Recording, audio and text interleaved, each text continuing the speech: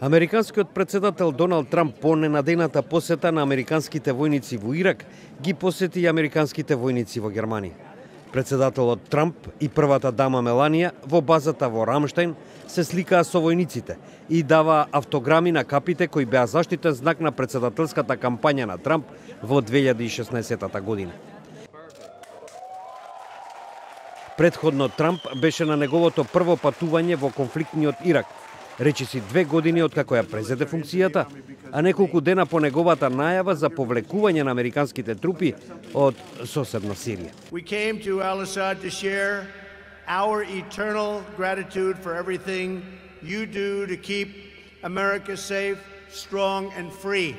Во Ирак околу 5200 американски војници ги обучуваат и советуваат локалните сили кои се уште се борат против исламската држава, чија територија Трамп ја опиша како речиси елиминирана. 2 years ago, when I became president, they were a very dominant group. They were very dominant. Today they're not so dominant anymore. Критичарите на Трамп сепак сметаат дека борбата е далеку од завршена и оти американското повлекување ги остава сојузниците на цедило. Трамп ги увери новинарите дека нема планови да ги повлече војниците од Ирак. Сепак тој повтори дека Соединетите држави нема да трошат за безбедноста на другите, посебно богатите земји. Wealthy countries cannot expect the United States to pay for a vast majority of their military. They can pay us.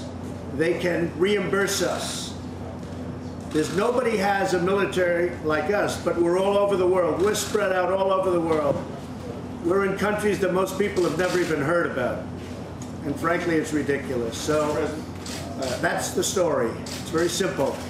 Трамп во Ирак не се сретнал со ниту еден ирачки официјален представник, но зборувал по телефон со премиерот Адил Абдул Махди.